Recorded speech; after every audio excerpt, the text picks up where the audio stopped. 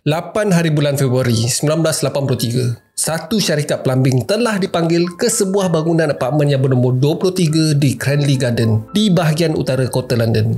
Kawasan ni adalah kawasan yang rata-rata penduduknya adalah mereka yang berada lah, senang cerita. Kalau nak cakap pasal crime, memang jarang gila lah berlaku dekat area ni. Penduduk yang tinggal dekat rumah tu mengadu yang sistem dorang telah tersumbat teruk. Dah 2 hari tak boleh nak flush. Mandi usah cerita lah. Berat mat. Payah nak berak macam ni. Tak cukup dengan tu, bau yang keluar daripada pipe tu memang bau busuk guys. Macam bau bangkai. Sampaikan satu rumah boleh bau. Michael Catran, seorang pekerja syarikat plumbing tu, ditugaskan untuk repair sistem pembentungan tu. Tetapi sebelum tu dia kena cari dulu kat mana punca pipe yang tersekat. Cari, akhirnya dia membuka penutup kepada pembentungan. Itu dia. Terkejut beruk member. Apa yang dijumpa dekat dalam sistem pembentungan tu pada hari tu telah menggemparkan kota London. Dia punya kes ni sama teruk macam Jeffrey Dahmer guys. Sehingga kan pembunuh ni mendapat nickname The British Jeffrey Dahmer. Korang nak tahu apa yang plumber tu jumpa? Hei, korang sabar jap. Kita roll the intro.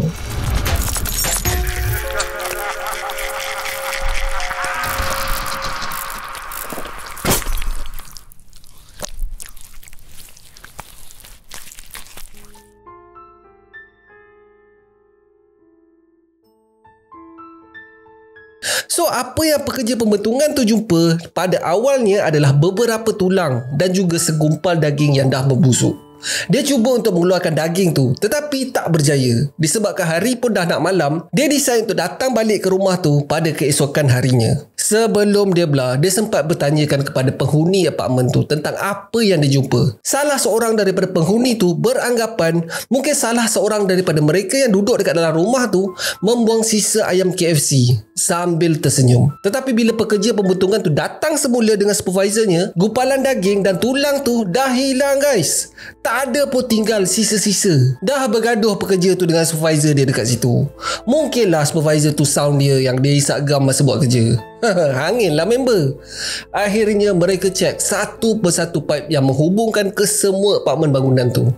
Last kali diorang cek satu pipe yang rumah paling atas. Mereka menjumpai serpihan daging yang sama seperti pekerja tu jumpa pada malam sebelumnya. Bila ditanyakan ini apartmen siapa, ini sebenarnya adalah apartmen mamat yang cakap apa yang diorang jumpa tu adalah ayam KFC. Penghuni apartmen tu adalah Dennis Nelson. Pada masa ni, diorang masih tak tahu lagi itu daging apa tau. So, diorang cubalah untuk flush sisa-sisa tu untuk keluar daripada sistem pembentungan. Selepas tu, diorang cek pula tangki pembentungan dekat luar rumah. Pada saat inilah yang diorang tahu daging itu bukan daging KFC. Diorang telah menemui satu tangan manusia yang telah membusuk terapung dekat dalam tangki tu. Hoi, tak cakap banyak geng. Masa tu juga diorang call polis. Bila polis tiba di tempat kejadian, pada masa tu Dennis masih bekerja tau. So polis tak bolehlah nak serbu suka-suka hati masuk apartmen orang. Disebabkan tak ada warrant, diorang tunggu dekat depan rumah sampailah si Dennis ni balik. Sesampai je Dennis, pegawai tu terus meminta untuk masuk ke dalam apartmennya. Yang terkejutnya adalah Dennis bertenang je guys. Dia tak gelabah langsung. Dia siap senyum dan bersembang dengan pegawai polis tu masa naik tangga ke apartmennya. Masuk-masuk je dekat dalam rumah Dennis. Itu dia baang. Bau semerbak menusuk hidung. Bau bangkai geng. Kalau macam orang lain confirm dah bergelabah dah. Tetapi si Dennis ni masih bertenang. Dia siap tunjuk lagi dekat mana dia simpan sisa mayat yang dia masih simpan. Dennis menunjukkan ke arah almari bajunya. Dekat dalam almari tu terdapat 2 plastik sampah yang besar yang terkandung satu torso dan sepasang kaki. Menurut si Dennis ni, dia sebenarnya menunggu untuk pipe tu diperbaiki supaya dia boleh melupuskan sisa-sisa mayat yang tinggal. Korang nak tahu tak satu benda yang gila? Si Dennis lah yang suruh tuan rumah untuk call plumber supaya repair pipe yang tersumbat tu secepat mungkin. Mula-mula tu abang boy ingatkan dia bangang. Tetapi niat sebenarnya adalah dia nak melupuskan bahan bukti secepat mungkin. Bila polis tanya kepada Dennis, ada lagi tak potongan tubuh lain dekat dalam apartmen tu? Dennis hanya menjawab, "It's a long story." Dan dia hanya akan bercerita di balai. Semasa dalam kereta peronda, salah seorang anggota polis sempat bertanya, "Berapa ramai sebenarnya mangsa kau?" Dennis senyap sambil termenung. Kemudian dia memandang tepat ke mata pegawai polis tu. Dia tersenyum sambil menjawab, sekurang-kurangnya 15 orang.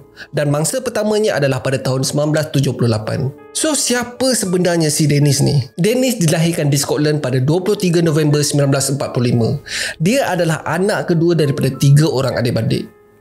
Macam selalu kita dengar kisah pembunuh bersiri, diorang dibesarkan dalam keadaan toksik. Tetapi untuk Dennis ni, dia hidup dalam keadaan serba-serbi yang cukup guys. Dia disayangi oleh keluarganya dan tak pernah dibuli di sekolah. So si Dennis ni sangat rapat dengan atuknya yang bekerja sebagai nelayan. Dia mengatakan sekiranya atuk dia pergi belayar, hidupnya terasa kosong, tak ada seri langsung. Sampailah atuknya balik. Aktiviti kegemaran diorang berdua ni adalah berjalan-jalan di sekitar pantai, di mana atuknya akan menceritakan kisah-kisah pelayarannya di lautan. Tetapi pada umurnya 6 tahun, atuk yang disayanginya meninggal dunia akibat serangan jantung di tengah-tengah lautan. Tetapi apa yang peliknya adalah bila Dennis dibawa untuk melihat mayat atuknya di dalam keranda untuk kali terakhir, ibunya cakap yang atuknya tak mati. Atuknya tengah tidur dan pergi ke tempat yang lebih baik. Bila dia melihat atuknya dalam keadaan kaku tu di dalam keranda, sesuatu telah berubah dalam dirinya. Apa yang diberitahu oleh ibunya telah membuatkan Dennis melihat konsep hidup dan mati macam dah tak ada. Dia betul-betul percaya yang atuknya tak mati tetapi tengah tidur. Selepas daripada benda ni, Dennis berubah menjadi budak yang pendiam. Selalunya dia sangat suka bertanya itu dan ini. Tetapi kali ni dia banyak termenung dan selalu menyendiri. Dia menjauhkan dirinya daripada family dan kawan-kawan. Even family dia pun tak tahu nak buat apa dah. Pada umurnya 16 tahun, Dennis telah menyertai askar dan memegang jawatan tukang masak di barek beliau. Di sini dia memperolehi skill yang penting untuk pembunuhan bangsa-bangsanya nanti, iaitu penyembelihan dan memproses daging-daging haiwan. Dan lebih kurang pada masa ni lah dia perasan yang dia lebih menyukai lelaki berbanding perempuan. Dia masih confused lagi pada masa tu. Dia tak tahu apa sebenarnya masalah dia. So dia cuba untuk menyembunyikan kehendak nafsunya. Disebabkan ini, dia telah berjumpa jalan keluar dengan meminum arak. Boleh dikatakan setiap malam dia akan mabuk. Dan dalam keadaan mabuk tu, dia akan berpura-pura tak sedarkan diri dan berlakon seolah-olah dia dah mati. Korang nak tahu tak sebab apa dia buat macam tu? Dia mengharapkan dalam keadaan macam tu, dia mendedahkan dirinya supaya orang lain akan mengambil kesempatan ke atas dirinya. Acah-acah perempuan hot lah kot. Apa punya perangai. Lagi satu perangai pelik si Dennis ni adalah dia akan menyuruh kawan-kawannya mengambil gambar dia dalam keadaan seolah-olah dia dah jadi mayat. Oleh sebab ni, tak ramai orang yang nak dekat dengan dia. Yelah weh, kalau Abang ada kawan macam ni, buat apa belah. Kau dah kenapa Anat? Acah-acah nak mati ni. Walaupun macam tu, dia memang suka menjadi seorang askar. Dia spend masa 11 tahun hidup sebagai seorang askar. Sehinggalah dia dinaikkan pangkat sebagai seorang korporal. Pada bulan Oktober 1972, dia telah menamatkan perkhidmatannya sebagai seorang askar. Dan 2 bulan selepas tu, dia telah berhijrah ke kota London untuk menyertai program latihan pegawai polis. Dia telah tamat latihan pada April 1973 dan meneruskan kejayaannya sebagai seorang pegawai polis pula. Hidup di kota London ni betul-betul mengubah pandangannya. Sebab sebelum ni dia hidup dekat satu pekan kecil tau. Tak ramai yang mempunyai selera macam dia. Tetapi bila sampai dekat kota London ni, hoi ambil kau. Gay club pada ketika itu berada dekat mana-mana saja. Gay di kota London dah tak soroh-soroh dah weh. So dia pun terjebaklah dalam kancah dunia gay. Semua okey je pada mulanya. Kebanyakan gay dekat sana tak mencari relationship pun. Mereka lebih kepada one night stand. Lebih kurang macam hi-hi bye-bye lah. Dan si Dennis ni tak suka pula macam tu. Dia sebenarnya nak pasangan yang akan bersamanya setiap masa. Walaupun nampak macam orang dah tak kisah pasal homoseksual ni. Akan tetapi pada hakikatnya masyarakat masih memandang hina golongan seperti itu. Dan kejayaan Dennis sebagai seorang pegawai polis pun, dia berdepan dengan diskriminasi oleh rakan-rakan sekerjanya. Disebabkan ini, selepas 11 bulan berkhidmat, dia berhenti kerja dan memulakan kerjanya sebagai security guard. Pada masa ni, dia masih lagi cuba untuk menyorokkan identitinya daripada orang-orang terdekat. Dan pada masa ni jugalah ayahnya meninggal dunia. Dia depres sangat pada masa ni dan cara dia healing adalah minum sampai pagi tak balik. Kejap. Minum tak ingat dunia. Dan lebih kurang pada masa ni jugalah dia mendamatkan perhubungan cintanya selama 2 tahun dengan housemate-nya. Dia memang tengah lonely gila pada masa ni. Dia mencari-cari pengganti boyfriend yang meninggalkannya. Pada masa inilah dia telah bertemu dengan mangsa pertamanya. Pada 30 Disember 1978, dia telah bertemu dengan seorang remaja yang bernama Stephen Holmes di luar sebuah pub. Stephen ni sebenarnya baru je balik daripada sebuah konsert dan cuba untuk meyakinkan bouncer club tu yang dia dah cukup umur untuk minum arak. So si Dennis ni pun mengambil kesempatan untuk mengajak remaja tu untuk ke rumahnya dengan menjanjikan arak dan juga dadah. Biasalah budak baru nak up. Diorang rasa diorang ni kuat. Diorang ni berani gila lah. Dia selamba je ikut si Dennis ni balik. Hoi, tak takut langsung guys. Masa mula-mula sampai dekat rumah Dennis tu, tak ada apa yang berlaku. Diorang minum, diorang dengar lagu, bersembang sambil melayan dadah. Diorang masyuk gila kot, sampaikan diorang tertidur. Tetapi lain pula jadinya pada besok hari. Dennis adalah orang yang paling awal bangun pada hari tu. Dia melihat remaja tu tidur di katilnya. Pada saat tu, dia decide dia nak budak tu bersama-sama dengannya menyambut tahun baru. Dia tak peduli sama ada budak tu nak atau tak nak. Masa budak tu tengah baiknya tidur, si Dennis ni menjerut leher remaja tu dengan tali leher sampai remaja tu tak sedarkan diri. Melihat yang remaja tu masih bernafas, Dennis kemudiannya telah mengheret remaja tu ke dalam bilik air dan cuba untuk melemaskannya. Apa yang berlaku seterusnya dijadikan ritual untuk setiap mangsa-mangsanya. Dennis telah mendanggalkan pakaian remaja tu dan kemudiannya membersihkan tubuh tu yang tak lagi bernyawa. Dennis kemudiannya telah mengeringkan tubuh tu dan membawanya ke katil di mana dia akan berpelukan. Dia bersembang macam mayat tu masih hidup guys. Dia telah beronani sebanyak 2 kali di atas badan mayat tu. Bila si Dennis dah puas, dia mula fikir apa dia nak buat dengan mayat ni. Jenuh dia fikir. Last dia decide untuk memotong mayat Stephen dan membakarnya bersama-sama dengan sampah di belakang rumah. Dennis telah pergi ke kedai untuk membeli sebuah pisau pemotong daging dan juga pisau elektrik. Tetapi something happen bila dia sampai ke rumah. Dia rasa sayang pula nak hapuskan temannya sebab niat awalnya adalah dia nak menyambut tahun baru dengan Stephen. Dia cuba untuk melakukan hubungan seks dengan mayat Stephen, tetapi tak boleh. So dia hanya menolak mayat tu jatuh daripada katil dan dengan selambanya tidur sampai besok pagi. Esok pagi, bangun-bangun je tidur, dia terus sumbatkan mayat Stephen ke dalam ruang di antara lantai rumahnya dan meneruskan kehidupannya seperti biasa. Dia pergi ke kedai runcit, pergi makan di restoran dan malam harinya dia pergi bersosial di kelab yang berdekatan. Dia buat macam tak ada apa-apa guys. Padahal dia baru bunuh orang tu. 2 hari kemudian Dennis mengeluarkan kembali mayat Stephen dan menggomol-gomolnya mayat tu. Tetapi of course lah, mayat tu dah mula membusuk. Penyudahnya, dia sumbat balik mayat Stephen di dalam ruang lantai rumahnya. Dennis telah membiarkan mayat tu berada di situ selama 8 bulan. Sampailah pada suatu ketika, apartmen tu dah bau macam bangkai geng. Dia tak kisah apa sebenarnya, tetapi dia risau yang jiran-jiran dia tahu. So dia ambil keputusan untuk mengerat mayat tu ke beberapa bahagian kecil dan membakarnya bersama sampah sarap di belakang rumah. Untuk menghilangkan bau mayat, dia membakar sekali dengan sebiji tayar. Bunyi macam susah nak percaya, tetapi inilah yang diberitahu oleh Dennis masa dia diinterview di balai polis.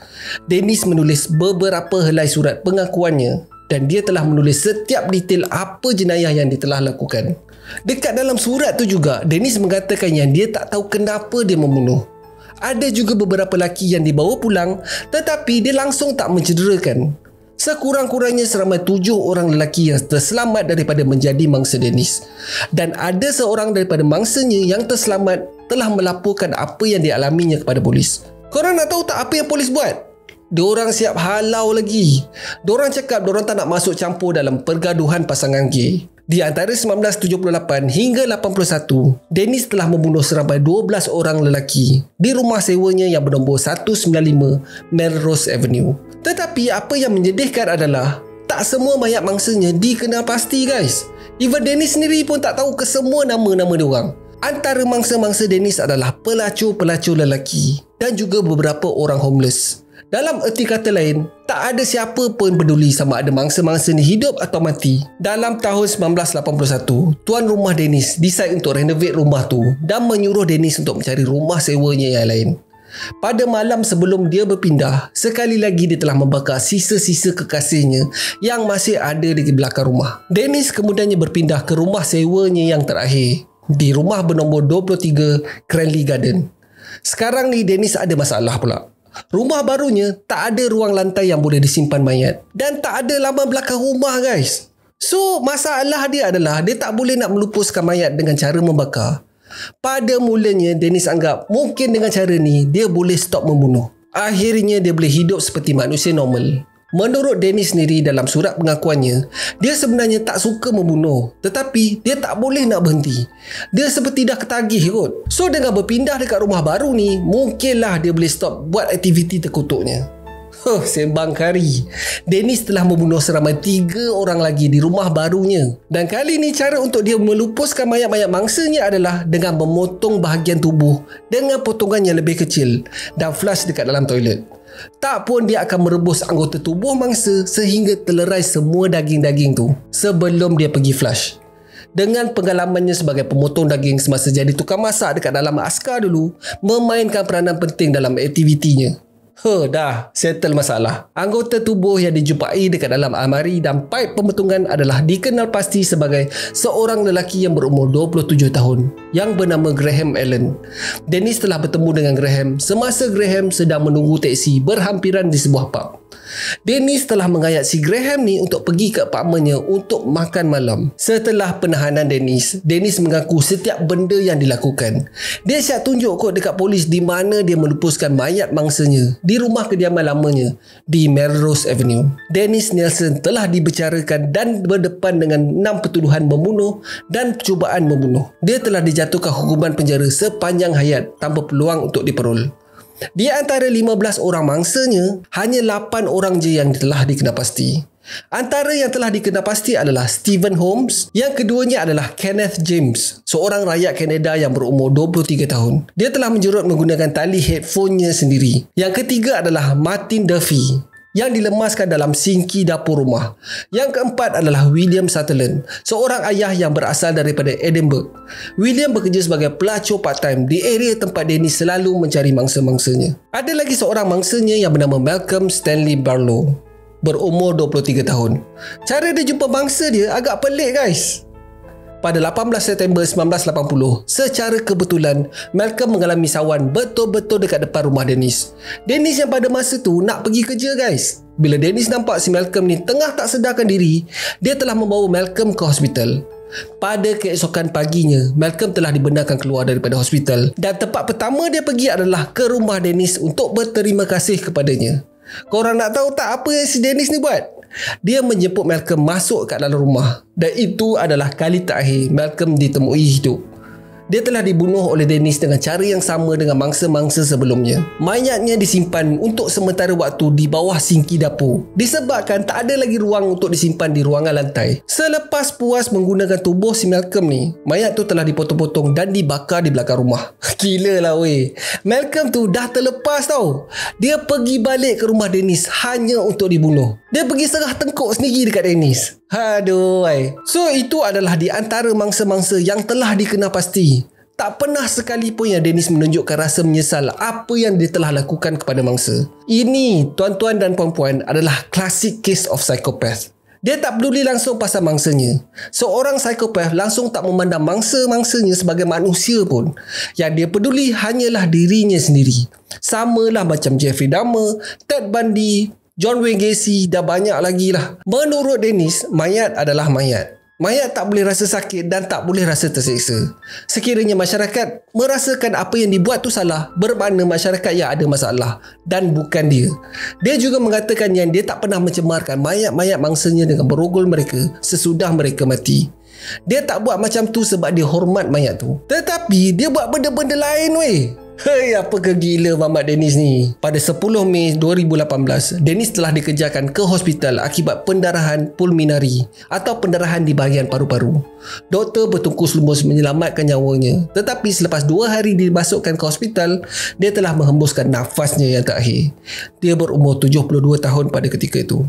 So that's it for today guys. Terima kasih sebab tengok video Abang Boy sampai habis. Kalau korang suka dengan video ni, Abang Boy sangat-sangat appreciate. Kalau korang boleh belanja Abang Boy 1 like, dan mungkin juga korang boleh consider untuk subscribe dan tekan bell notification button tu supaya tak terlepas video Abang Boy yang akan datang. So akhir kata, jangan nakal-nakal, be awesome, stay creepy. Assalamualaikum.